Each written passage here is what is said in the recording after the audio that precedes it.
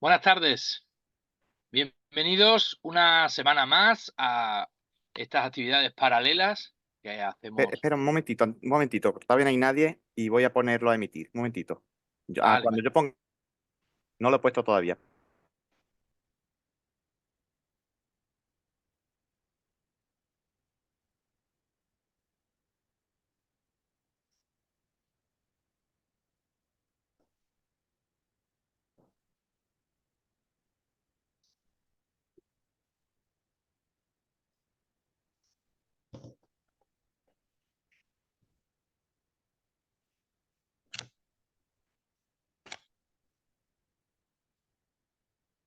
Buenas tardes, bienvenidos una semana más a estas actividades paralelas de Escuela de Letras en AUPES. Como ya saben, cada semana hemos adelantado a un miércoles, siempre son los jueves, pero la actualidad manda, en este caso con las ferias de las ferias del libro.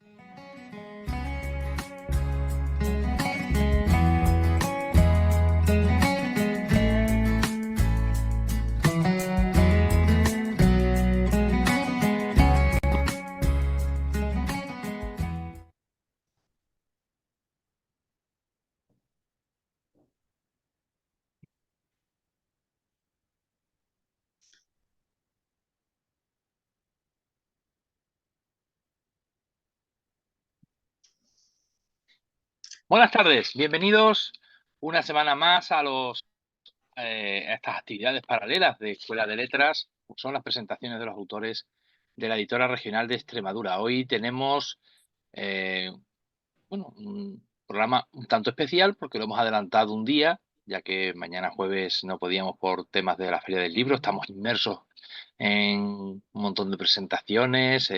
Las ciudades están preciosas, todas de ellas, con las ferias del libro. Y una de ellas es precisamente Cáceres, de donde es nuestro protagonista de hoy, en la que están ahora mismo en el Paseo Cánovas, dentro de 20 minutos, a pleno rendimiento, con presentaciones, con las aperturas de las casetas. En fin, una festividad enorme como es y tan bonita como es la feria, las ferias del libro y como son los libros. Y para hablar de libros, para hablarnos de su libro, de una novela sensacional, tenemos esta tarde aquí en Escuela de Letras, en las actividades paralelas de AUPEX, a Álvaro Solís, al quien ya damos la bienvenida y lo saludamos. Álvaro, muy buenas tardes, ¿qué tal? Buenas tardes, Antonio, y buenas tardes a todos los que estéis por aquí para escucharnos. Y muy bien, la verdad es que hay semanas que marcamos en el calendario todos los años y sin duda para nosotros lectores y también escritores, la Feria del Libro pues es una de ellas, que parece que nos sentimos un poquito menos raros, ¿no? De cultivar esa afición cada vez menos en boga, pero que a nosotros pues nos llena de un montón de cosas que no podíamos dejar pasar. Así que nada, a todos los que estéis disfrutando de las diversas ferias del libro, allá donde estéis, pues nada, desearos muchos buenos libros, o sea, buenos libros y muchos ratitos de felicidad con ellos. ¿Cómo lo viviste ayer? ¿Cómo se le puede contar, me imagino, ¿no? A los, a los videntes de AUPES y a las personas que nos estén viendo ahora mismo en Zoom y los que después a partir ya de mañana nos vean a través del canal de YouTube. ¿Cómo viviste el día? ¿Haces algo especial ese 23 de abril o tu día a día es como que dice, no, no, yo el Día de los Enamorados no lo celebro porque estoy todo el año enamorado? ¿Algo así o cómo? La verdad es que fue un día muy normal porque, claro, yo trabajo en Majadas de Tieta y al ser San Jorge una festividad local de Cáceres, yo trabajaba, entonces yo tuve que ir al colegio, pero sí que en el colegio hicimos un día bastante especial porque al celebrar el Día del Libro, pues tuvimos un día bastante distinto a lo que suele ser habitual, no hubo horario de asignaturas propiamente dicho de matemáticas, lengua, educación física, sino que hicimos un montón de actividades relacionadas con el libro, con la leyenda de San Jordi, intentando un poquito inculcarle a los niños ese amor por la lectura. Y luego ya por la tarde en mi casa, pues el mejor homenaje que pude hacer fue estar leyendo un rato diversos libros con los que estoy metido. Y fue, ya te digo, un día tranquilo porque me tocó trabajar, a diferencia de aquí mis paisanos de Cáceres, que los miré con envidia, pero bueno, sí, la verdad que la Feria del Libro, a nosotros que nos gusta leer, casi que lo celebramos todos los días. Ahí donde lo ven ustedes, tan jovencito, ya trabaja, ¿eh? Álvaro es súper joven. Es una de las cosas que más le envidio es que siendo tan joven ya haya tenido o tenga esa capacidad de hilar una trama y un libro tan importante y tan mollar como el que hoy vamos a presentar, este libro tan precioso, con una cubierta sensacional de Juan Luis López Espada, como un cuerpo muerto cae. Y aquí se ve ahora mejor, que no le da el brillo de la luz a esa imagen de Dante Alighieri, de la que luego hablaremos de la Divina Comedia.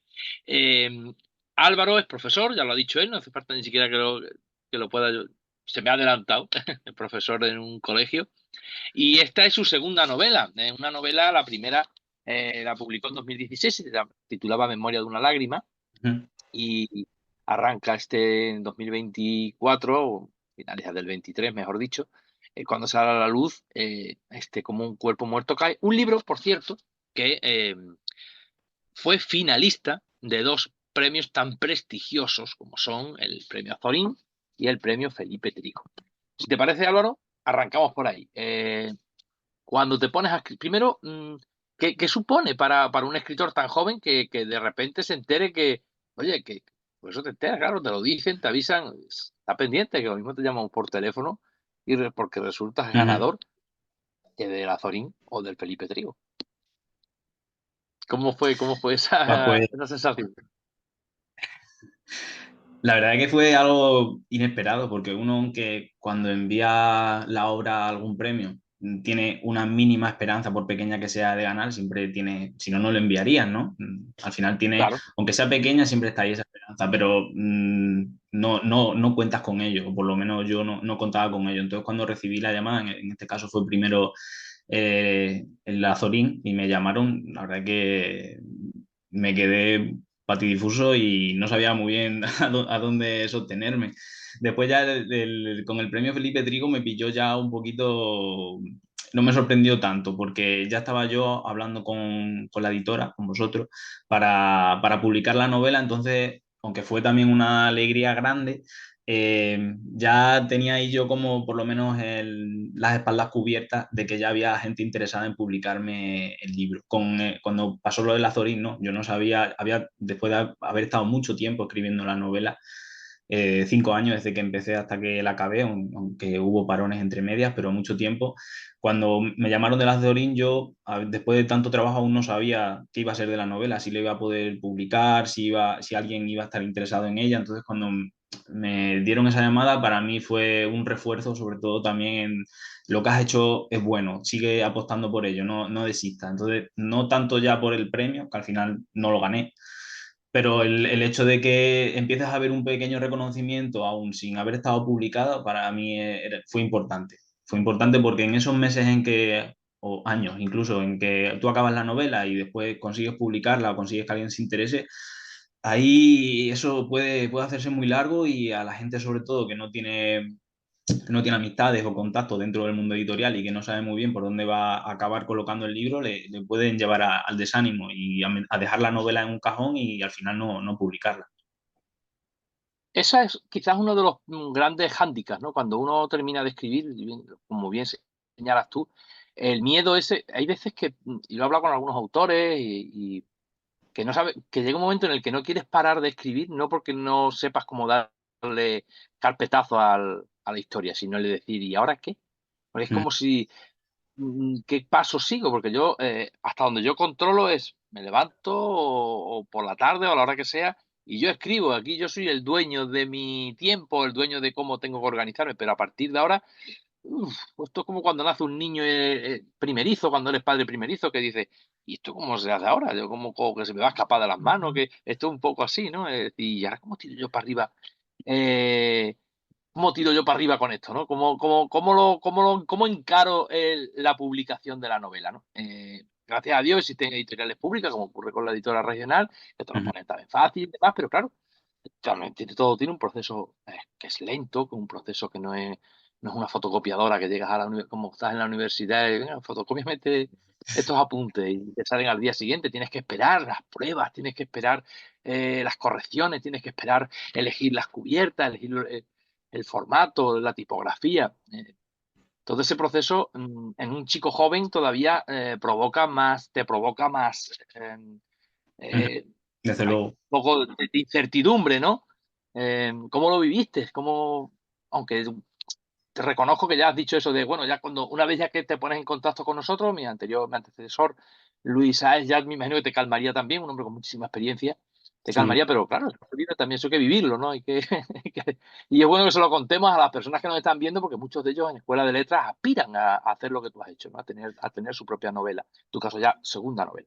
Sí, mira, en este caso yo tengo que valorar y agradecer la labor que hace la editora regional de Extremadura, porque con mi primera novela, allá en 2016, yo, por ejemplo, la hice llegar, no sé quién estaba de director en aquel entonces ni nada, pero yo la hice llegar y para que me la valorasen para intentar publicarla. Y tras unos meses, la respuesta fue negativa. Me enviaron un informe de valoración de lectura y me dijeron, pues bueno, pues los aciertos que ellos consideraban que tenía la novela, los errores, y que bueno, que al final la valoración era que no procedía el editarla. Y a mí, lejos de enfadarme, Desanimarte, ¿no? yo estoy muy agradecido a eso, porque yo la envié a muchas editoriales, a las típicas que todos conocemos, Anagrama, Alfaguara, todos están, y la respuesta fue el silencio. Nadie me contestó. Entonces era No, como... sin ser administraciones, eso sí que aplican el silencio Sí, administrativo, ¿no? sí, no, es que no tiene ningún tipo de respuesta. Y entonces, pues eso sí que dicen que la peor afrenta es la indiferencia, ¿no? Muchas veces.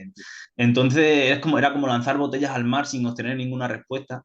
Y entonces, cuando me contestó la editora, pues dije, ostras, por lo menos ves que alguien se la ha leído, que se ha leído tu obra, que ha empleado su tiempo en echarle un ojo, en comentarte después, en darte un feedback que puede ser o no importante y que tú lo puedes tomar para mejorar en el futuro. Al final conseguí publicar con una editorial de aquí de Cáceres y bueno, y yo cuando en esta segunda, pues lo volví a intentar con la editora, porque aparte que me parece que las ediciones de los libros, como esta de aquí de Un cuerpo muerto cae, que son muy buenas, el papel es muy bueno, la edición es maravillosa.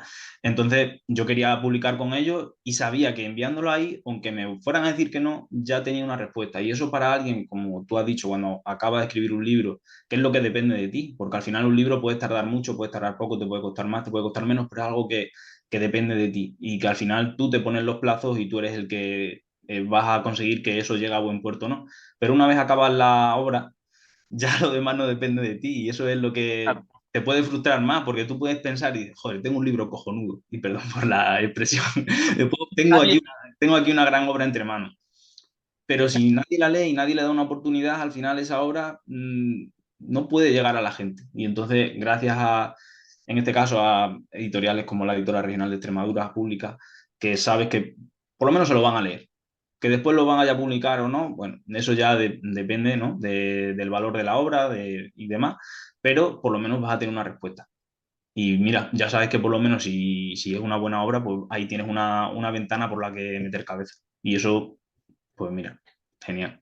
y era tan buena que, como ya ha dicho Álvaro, se la presentó a varios certámenes y de ellos 2 estuvo a punto Mm, de ganar, los 2 importantes. Una obra, por cierto, vamos a ir ya, si quieres, acotando un poco más el círculo de lo que vamos a hablar esta tarde. Una obra que es como viajar, en este caso es novela histórica y es como si te montaras en la nave del tiempo, en el DeLorean, y sí, marcaras allí una cifra, ¿no? En este caso nos vamos a la mitad del siglo XIX, nos vamos a la Francia eh, de Luis Felipe, a la Francia de la Segunda Revolución, digamos, francesa, ¿no? No en la primera, y ahí ya arranca esta obra que retrata, pues,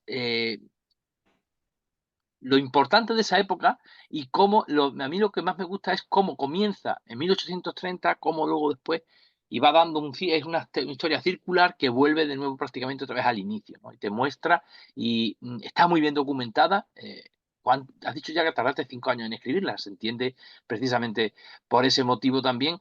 ¿Cuántas horas le dedicaste o cuánto tuviste que leer para poder documentarte y para darle, claro, porque tienes que dar credibilidad a lo que estás dando? No puedes decir salir con una cosa que sea temporal, que no tenga nada que ver con la época en la que tú quieres retratar en tu historia. Sí, a ver, cuando me metí en esta novela al principio no sabía yo muy bien en la cantidad ingente de trabajo que iba a suponer. A lo mejor me hacía una idea, pero también por la forma que yo tengo de ser, que soy muy perfeccionista y demás, yo lo que escribía quería que fuera riguroso y que, aunque esté trabajando con una obra de ficción y pudiese tomarme yo licencias literarias, yo no hubiese estado a gusto con eso. Entonces yo lo que es la parte histórica de la novela, eh, está, considero, bien trabajada y es Muy fiel bien a documentada. los acontecimientos históricos reales. Sin embargo, yo, aunque es una novela, y podríamos definirla histórica, a mí me gusta decir más que es una novela situada en la historia, porque el fin o la finalidad que yo tenía con esta novela no era relatar unos hechos históricos, sino hablar de unos personajes que sí que vivían en un contexto histórico determinante para ellos y para las cosas que le pasan, pero no el protagonismo no lo tienen los hechos históricos, sino que son algo que va sucediendo, pero como un trasfondo. Tú, cuando vas leyendo la novela y cuando la acabas, obviamente te enteras de lo que ha sucedido porque es importante, influyen los personajes y aparte a mí me gusta dejar esa información, pero mi objetivo no era narrar solo los hechos que sucedían, sino hablar sobre esos personajes, contar su historia, cómo influye la historia en ellos, porque tanto los personajes hacen la historia como la historia los hace a ellos. Y, y entonces, si bien ya digo que no es la finalidad que hablar de esos hechos históricos, yo sí que quería que esos hechos históricos estuvieran bien contados, que pudiese mirarlos a la cara y que después nadie me sonrojase cuando, si este libro lo lee un historiador que sabe mucho y me diga, oye, pero es que esto que has puesto no sucede así. No, yo quería poder defender eso y hablar con propiedad de esos hechos. Entonces sí que al principio cuando empecé a escribir tuve que informarme mucho.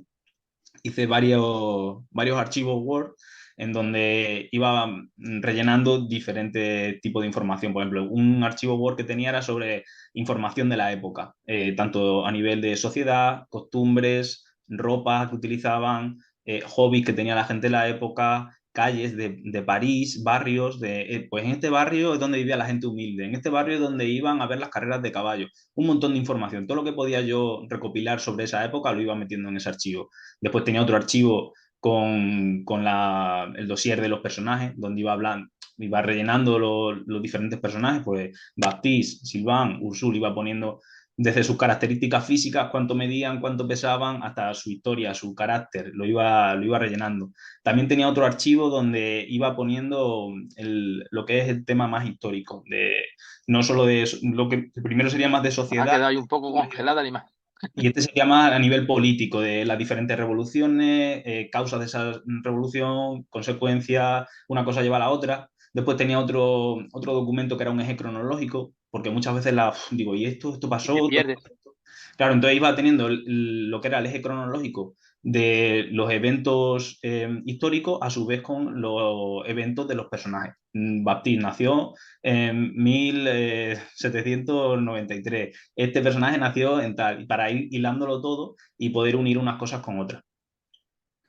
Estamos hablando, ya has comentado algunos de los personajes. La novela se centra principalmente tiene, digamos, dos protagonistas principales. Son Sylvain, que es un expósito, un niño que nace, que su padre no llega a conocer a su padre, su madre lo entrega en, en un convento, en un Un hospicio, oficio, sí. y una chica, Ursule, que es todo lo contrario, digamos.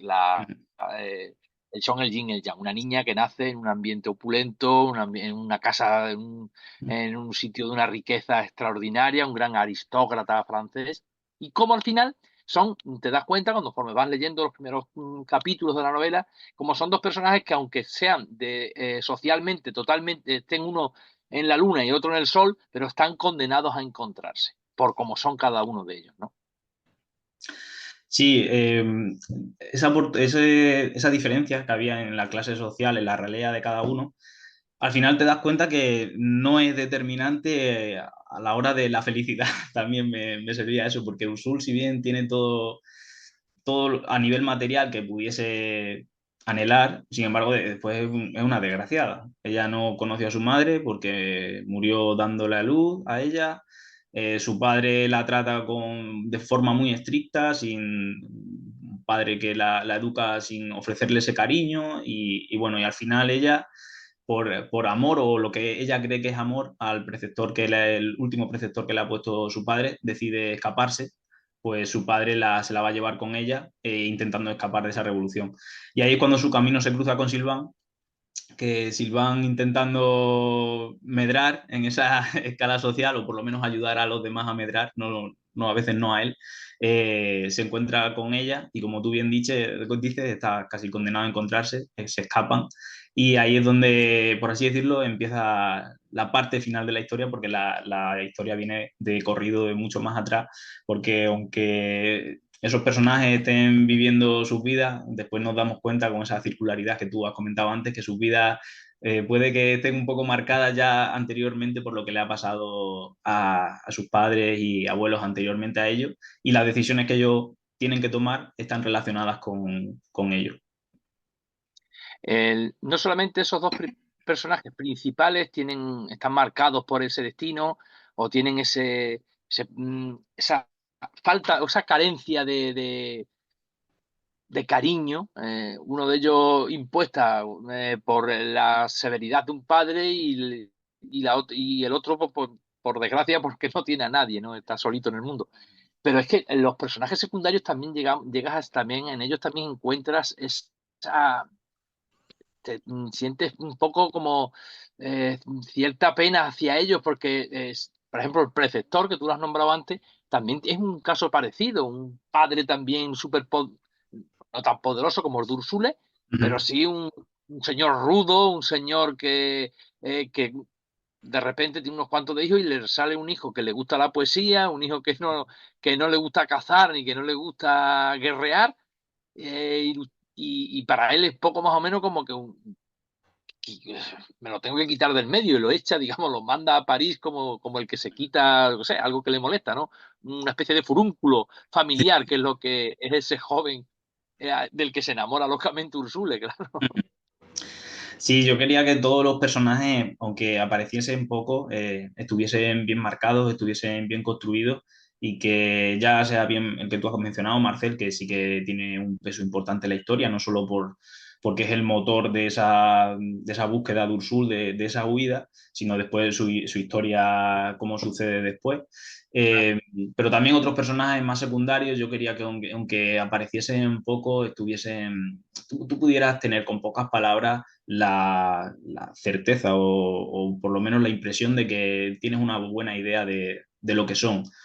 Por ejemplo, el, el marido después de Violán, el que la pega y demás, más adelante en la historia, aparece apenas un par de páginas y sin embargo yo creo que la gente leyendo ese fragmento se hace una idea, con que es manco y entonces esa desgracia que él tiene de haber tenido que abandonar el ejército la paga Esa frustración, ¿no? esa frustración, etcétera. Y bueno, Paga. todos los personajes yo creo que pueden tener algo. Yo he intentado construirlo de una forma en la que, si bien hay personajes que son pues más entrañables que otros, que todos tuviesen algo que los hiciese humanos. Y hay Y, uno que, no, sí, sí, perdona, Álvaro, que te he interrumpido, que sí, sí. termina. Decía, Que todos que fuesen humanos, que no hacer personajes maniqueos, como si fuese una historia de Disney de dibujo animado, de que tú solo viendo el diseño del personaje ya sabes si es bueno o malo, si tiene las facciones más angulares o más redonditas, etcétera. No.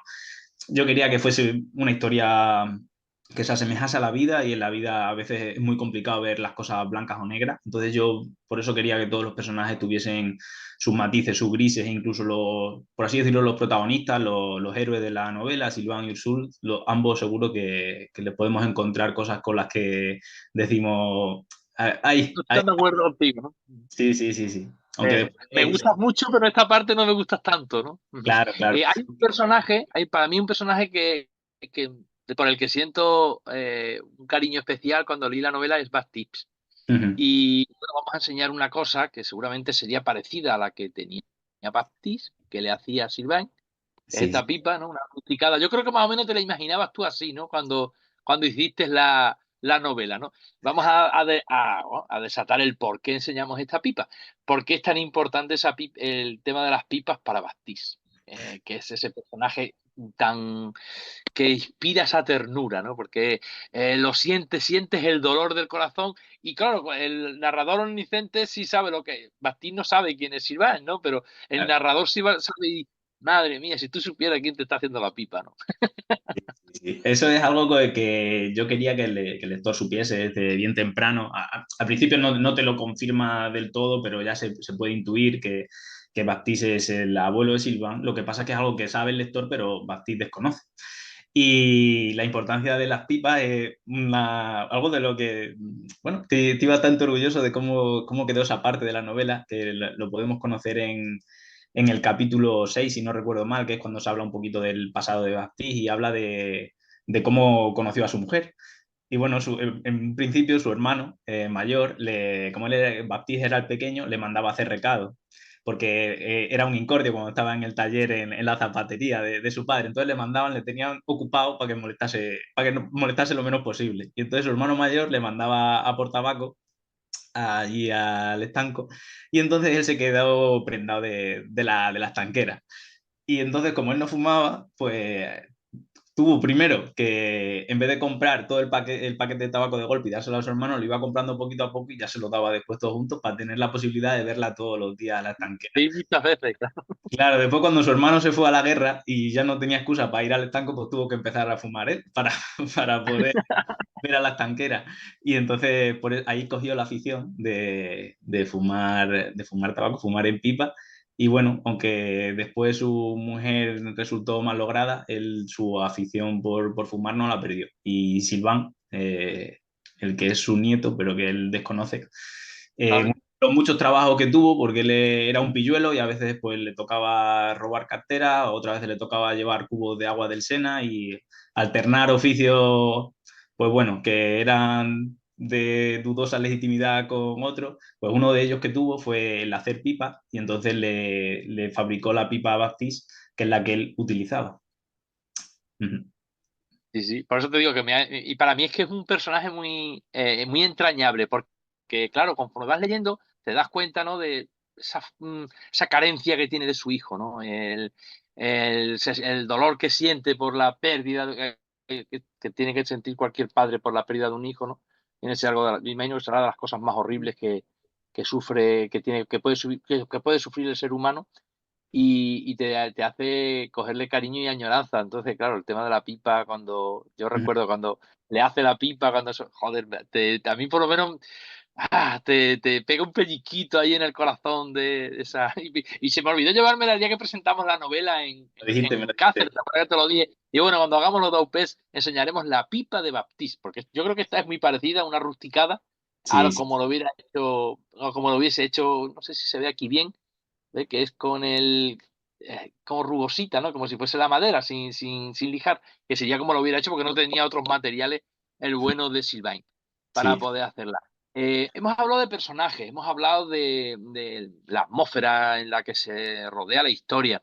Eh, Has dicho que, claro, has ido haciendo, fuiste haciendo fichas, distintas fichas de personajes, pero claro, no caer en el estereotipo, que es lo que has hablado tú antes, es muy difícil. Evitar eso. Pero una de las cosas que a mí más destaco de la novela, aparte de todo esto que hemos hablado, es lo bien que has colocado en una novela barroca en el sentido de que tiene mucho adjetivo, se te nota mucho influencias de Folker, lo hablamos el día también de la presentación. Es complicado, ¿no? Tiene que ser complicado colocar, o labor de orfebrería, mejor dicho, para colocar los adjetivos justos en el momento oportuno. ¿Cuántas vueltas les dabas al texto? Me imagino que muchas. Pues sí, por eso yo tardé tanto, no, no tanto por la labor de documentación, que al final pues, fue un tiempo considerable, pero no, no fue el grosso del tiempo. Lo que me tardó, tanto tardé en escribir la novela fue porque quería escribirla muy bien, que estuviera el lenguaje muy bien trabajado. Era mi objetivo, porque al final la historia es importante, pero si tú te vas a lo fundamental de la historia, yo creo que las historias ya están todas contadas. Las historias de venganza, de amor, de redención, todas, lo que es el arquetipo ya está contado desde casi la antigua Grecia y al final sí, te cambian los personajes, te cambian las motivaciones, pero lo que quieren contar ya está contado, por así decirlo. Hay otras obras seguro que también te han hablado pues, de la pérdida, te han hablado de la circularidad. Entonces yo lo que creo que podría ser innovador y donde está la chicha es en cómo está contada la historia. Y ahí es donde yo creo que, donde estoy más orgulloso al final del libro, que es, yo he intentado que el libro esté contado de la forma más bellamente posible. De que tú lo abrieses por cualquier página del libro y en cualquier página que lo abriese, eso fuese una página de mérito, que tú pudieses encontrar ahí eh, frases que te pudiesen emocionar, que te pudiesen llevar al asombro la elección del adjetivo, por una metáfora que no hubieses pensado que fuese posible y que cuando la lees dices, es que no podría ser contado de otra forma. Yo creo que el trabajo del lenguaje era mi mayor ambición y por eso es una novela que, si bien hemos dicho antes que podría considerarse histórica, es una novela cortita para lo que suele ser el género histórico. Las novelas históricas suelen ser libros tochísimos de 800, 1000 páginas, porque al final muchas de estas avasallan a datos y hay mucha descripción de cómo era la época y eso no lo vas a encontrar en mi novela, porque mi novela, para empezar, aparte de estar centrada en esos personajes, yo si algo era redundante, no lo iba a poner. Yo quería que cada línea estuviese ahí y que no sobrase ni faltase ninguna palabra. Y eso hacía que yo escribiese el texto y tuviese que después escribirlo mucho, que estuviese pensando constantemente si algo podía decirlo con una palabra, no lo iba a poner en cinco. Y por ahí yo creo que es por lo que después ha quedado todo tan condensado. Es un libro que yo creo que no es una lectura difícil, pero sí que es exigente, porque tiene muchas capas. Tú puedes hacer una lectura básica intentando quedarte solo con lo que sucede en la historia, pero si tú vas más al detalle, creo que tiene más lecturas porque hay adjetivos que tienen muchos dobles sentidos, hay muchas metáforas, la estructura del texto a veces nos lleva a otras partes del mismo, no sé, creo que en ese sentido es una novela que tiene valor. Está mal que lo diga yo, ¿no? Que lo he escrito, No, pero es verdad. pero creo que sí, que ahí es donde está el mérito, si tiene alguna Eso, ¿no? novela, yo creo que aparte de esa construcción de personajes y demás, es sobre todo el lenguaje, de qué manera está contada. Bueno, para que se hagan una idea las personas que nos están viendo, en la página 34, por ejemplo, lo he abierto así de corrido, ahí, a mí es que, y encima he coincidido en una de las partes que más me gustan de lo que estás hablando, ¿no? Para que se vea esa precisión a la hora de escribir y esa manera de acertar con los adjetivos. Cuando dice Marcel, que como todo aquel con espíritu de artista no tenía vocación para trabajar de nada, es que ahí ya fíjate todo lo que estás diciendo. Eso de que se suele decir en literatura de menos es más. Pero pues aquí describes perfectamente el típico artista que no es que no tenga vocación, es que no puede trabajar en otra cosa que en ser un artista, ¿no? Ujú. El- lo re- Esto que a lo mejor en otra persona a lo mejor se hubiera necesitado 2 páginas para contarte bueno, porque era eso, que era un tío que estaba todo el día pensando en las musas. Aquí lo reflejas en 1, 2, 3, 4, 5, 6, 7, 8, 9, 10, 11, 12, 13, 15 palabras. Sí. Marcel, como todo aquel con espíritu de artista, no tenía vocación para trabajar de nada. Y continúa. Ya con 21 años y a punto de ceder a las presiones del conde, para incorporarse a un seminario, no dudó ni por un instante en aceptar la inesperada propuesta de viajar a la capital a ejercer como preceptor de una joven aristócrata. Los oyentes, perdón, he dicho, los videntes, sabrán que nos estamos refiriendo al personaje que hemos dicho antes, no el preceptor de Dursul. O sea, con esto ya te haces a la idea de cómo es Marcel, es que ves a Marcel. Ujú. La verdad es que La idea era eso, la idea era intentar que el texto emocionase por cómo está escrito, no solo por la historia. Y bueno, ahí es donde más trabajo llevaba. Yo partía de una idea, ahí sabía cómo era Marcel, ¿no? Lo tenía escrito en mi dossier, que muchas veces ocupaba mucho más de lo que después iba a trasladar sobre ese personaje a la obra.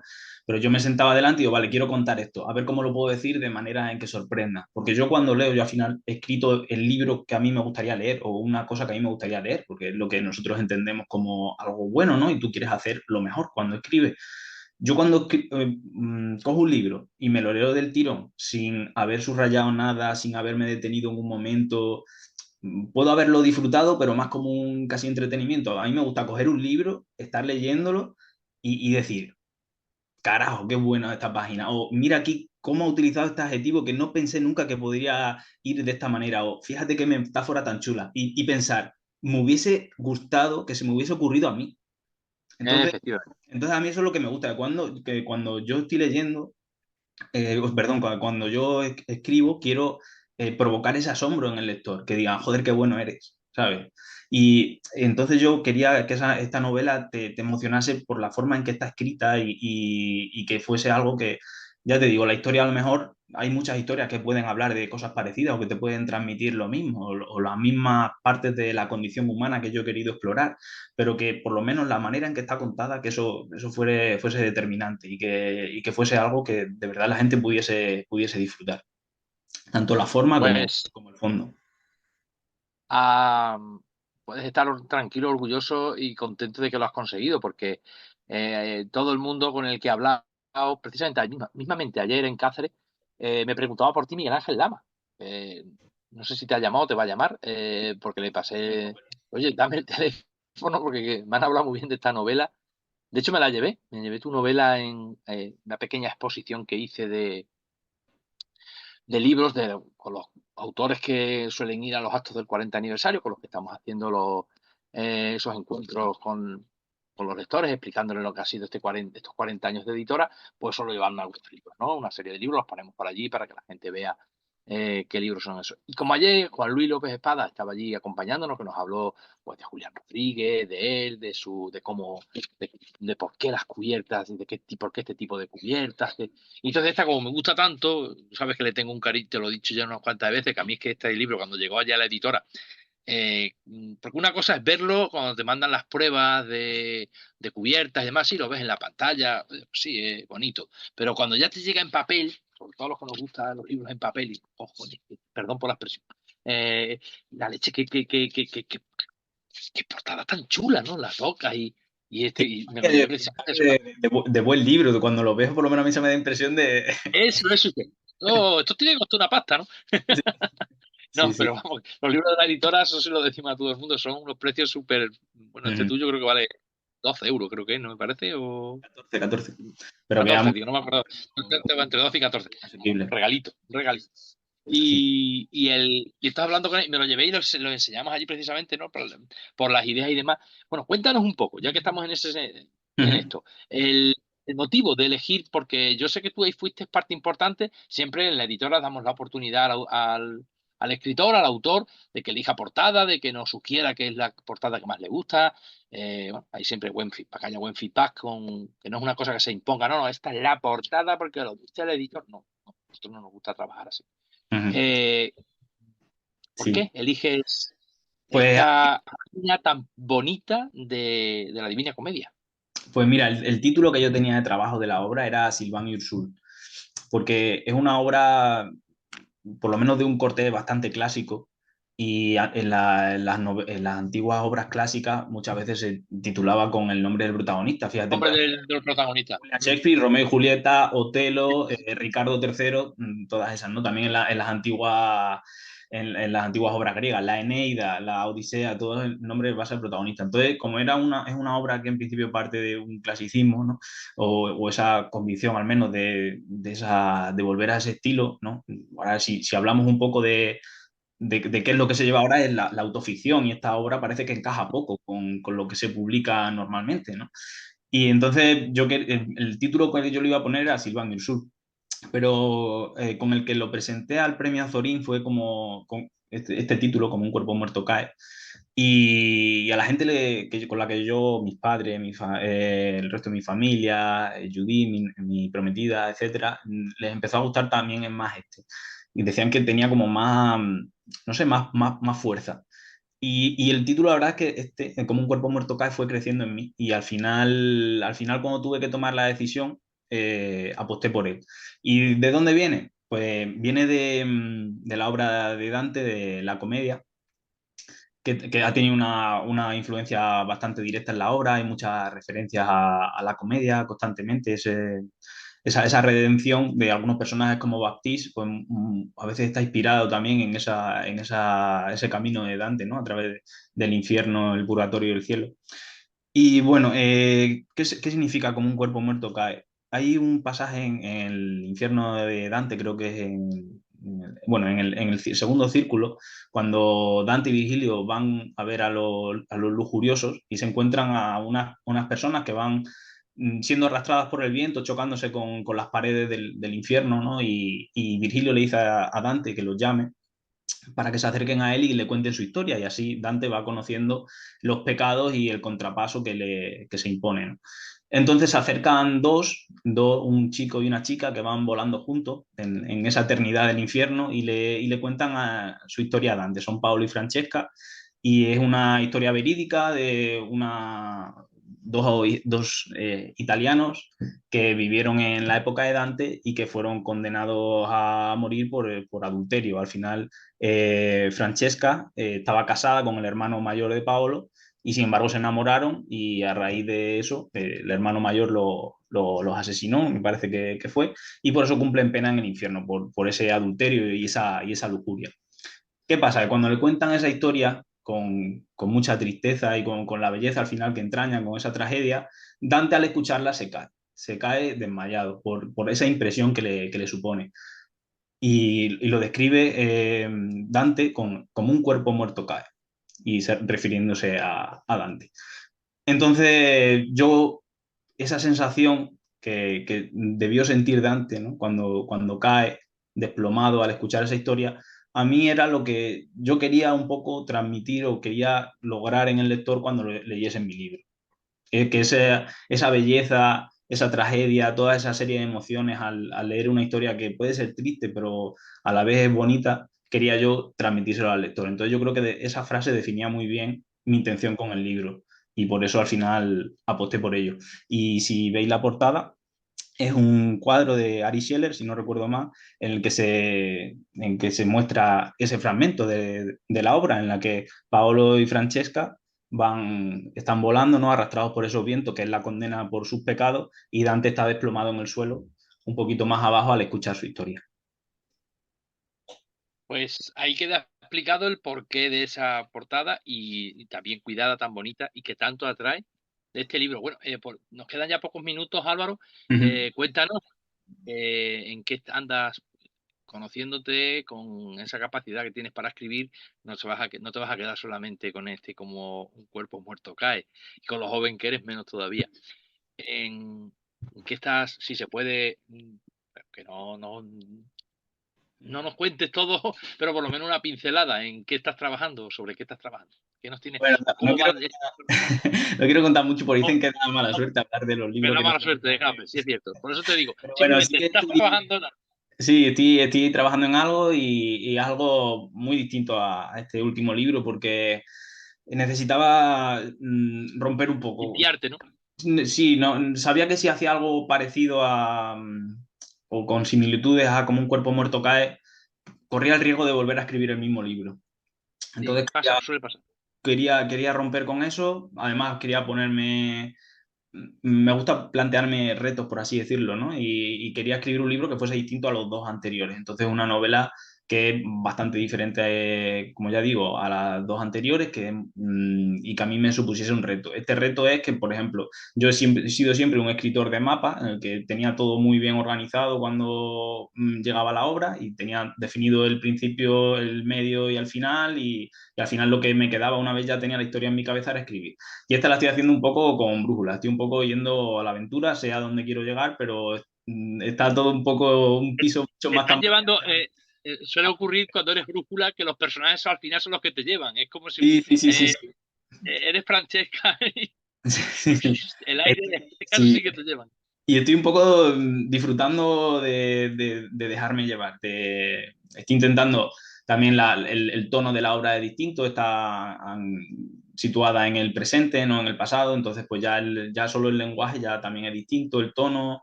Bueno, ya veremos en qué acaba, pero bueno, sí que, como tú dices, me cuesta estarme quieto, siempre soy una persona que tengo que tener algo entre manos.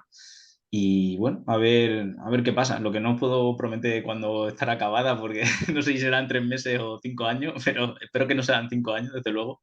Pero bueno, sí que hay algo ahí. Y bueno, ya está. Es que es complicado. Las personas que escribimos, o por lo menos en mi caso y de algunos otros, no sé si a ti te pasa, Antonio, que es complicado detenerte, aunque cuando sientes que tienes algo que contar, o por lo menos en mi caso, tengo que plasmarlo, aunque a lo mejor sepa que eso me puede llevar a muchas horas de trabajo, que a lo mejor después las ventas no son las que esperas o que no lo va a leer todo el mundo que tú quieres, pero al final tienes ahí ese impulso, eres casi como que estás endemoniado, que tienes que llevar eso al papel. Pues nos alegramos muchísimo, Álvaro, del éxito, de que un cuerpo muerto cae, de que estamos convencidos de que el siguiente va a ser también otro éxito. Vas a ir creciendo porque es ley de vida, eres muy joven y lees mucho también, que eso es muy importante, tienes muchas lecturas, eso te hace también crecer como autor y en la editora estamos convencidísimos, lo he comentado en alguna ocasión con María José, lo comento también con otros directores con los que hablo, en este caso con Miguel Ángel Lamallé, que eres uno de los nombres que vamos a tener referentes en el futuro, no, en el futuro no, ya en el presente, ¿no? Pero que eres un nombre de los importantes que va a haber en la literatura extremeña. Estoy convencidísimo de ello, porque este libro es un muy buen libro y un libro que sorprende que lo haya escrito alguien tan joven, porque está muy bien escrito. Un error que suele cometer a lo mejor un escritor más novel es eso, pues a lo mejor querer recargar lo que tú has dicho. Oiga, aquí yo he estado pegándome una paliza de recopilar información y documentación, pues esto lo vuelco entero, que vean que yo aquí, que esto me he empapado bien de la historia. Al final lo que tú dices, meten un tocho y un rollo que cuando llevas 100 páginas dices, tú ni quien se lo lea, estos son 800 páginas de repetir lo mismo. Y tú en tu caso has hecho esa labor de poda tan importante para contarnos una historia tan bonita como la de Silván y Ursul, que desde aquí, de verdad, y en estos días de las ferias del libro, que siguen todavía, la de Cáceres activa, va a empezar, bueno, si no ha empezado, está empezando también Plasencia, me parece que ha empezado ya hoy o ayer. Se vienen ahora las de Mérida, las de Trujillo, Badajoz.